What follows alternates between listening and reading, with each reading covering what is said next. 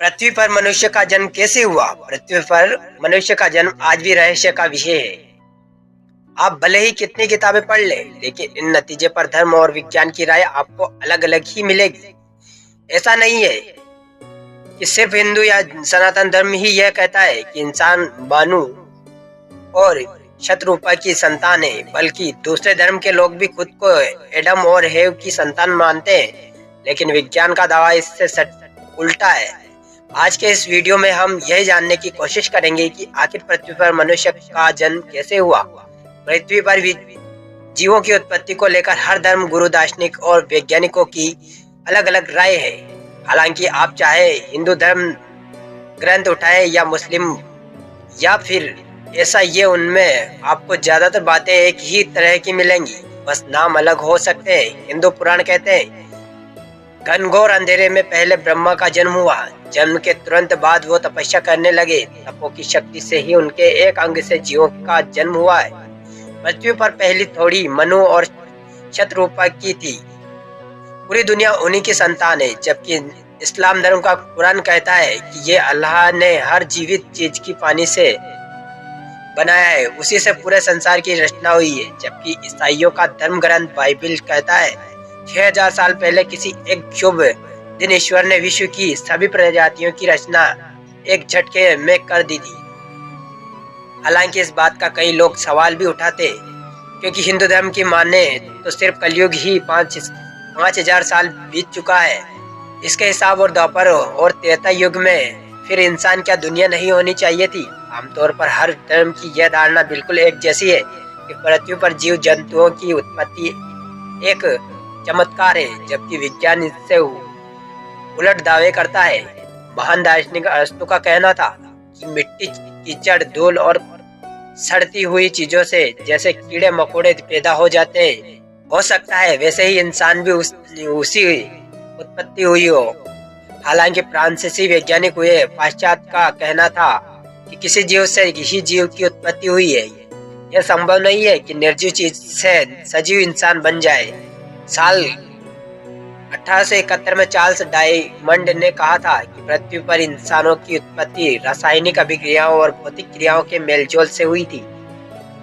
इसमें किसी दिव्य शक्ति का कोई रोल नहीं है। विज्ञानी तो यह तक दावा किया है कि इंसान बंदरों या चैंपियंसी का ही विकसित स्वरूप है। मजाक में लोग कहते हैं भी है कि इंसानों के पूर्वज बंदर ही तो थे, इसलिए तो वो उछलना कूदना जानते हैं। लेकिन धर्म इस बात को बिल्कुल भी नहीं मानता, क्योंकि अगर बंदर या चिंपैंजी विकसित होकर इंसान बनते तो आज फिर उनका अस्तित्व पृथ्वी पर बिल्कुल भी नहीं रह जाता।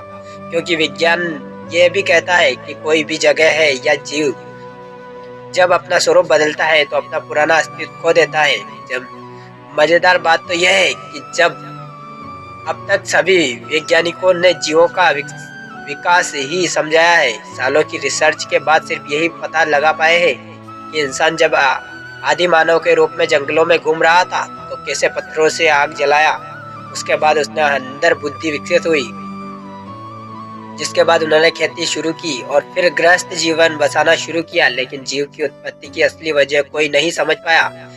इसकी वजह से भी यह भी है कि जिस दुनिया को भगवान ने बनाया उसके बारे में भला हम इंसान कैसे जान सकते हैं। जैसे मृत्यु का रहस्य विज्ञान नहीं समझ पाया कि विज्ञान किसने बनाई, दुनिया में अचानक से लोग कहां से आ गए ये नहीं समझ पाया, तो ये भला कैसे समझ पाएगा।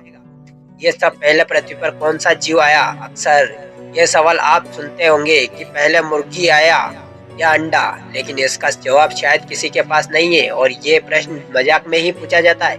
अगर आप इसके उत्तर जानते हैं तो इसमें कमेंट सेक्शन में बता दीजिएगा। लेकिन धर्म के नजरिए से देखे तो आप चाहे किसी भी धर्म के हो, एक ईश्वर शक्ति ने ही इसका निर्माण किया है। पुराने जमाने में लोग ये तक कहते थे कि हम सब ईश्वर की संतान है।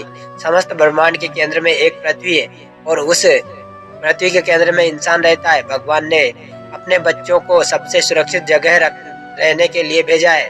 हालांकि कापरनिकस ने इन दावों की धज्जियां उड़ा दी। जितने भी वैज्ञानिक हुए उन्होंने अपने दावों को साबित करने के लिए जेल तक जाना पड़ा, क्योंकि इस देश की नहीं बल्कि दुनिया भर में आप तथ्यों के आधार पर धार्मिक रीति रिवाजों को चुनौती देने की हिम्मत तो कर सकते हैं, लेकिन उसे साबित करने के लिए लड़ना भी पड़ता है। आज कई धर्म में कई तरह की कुरीतियां हैं जिनके खिलाफ लोगों ने आवाज उठाई, लेकिन किसी भी विधवा ने लोगों को ये नहीं समझा कि हम और आप आए कैसे। अगर मनु और शतरूपा वाली बात को सच माने, क्योंकि सनातन धर्म सबसे प्राचीन धर्म है, तो फिर पृथ्वी पर कोई और धर्म या जाति है ही नहीं। ज्यादातर धर्मों का उदय बाद में हुआ, इसलिए जब कोई आपसे पूछता है कि आपका जन्म कैसे हुआ, तो आप अपने माता पिता का नाम बताते हैं। फिर खानदान पूछता है तो दादा परदादा का नाम बताते हैं, लेकिन असल सवाल का जवाब आप नहीं दे पाते कि आप यानी मनुष्य जाति इस संसार में कैसे आई, और ये आज भी एक तरह का रहस्य बना हुआ है। तो मित्रों, इसी के साथ आज की वीडियो में इतना ही। दीजिए इजाजत, मैं फिर लौटूंगा ऐसी ही पौराणिक और धार्मिक कथाओं के साथ। तो साथियों, मिलते हैं किसी नई कहानी के साथ, नए टॉपिक के साथ। तब तक के लिए धन्यवाद।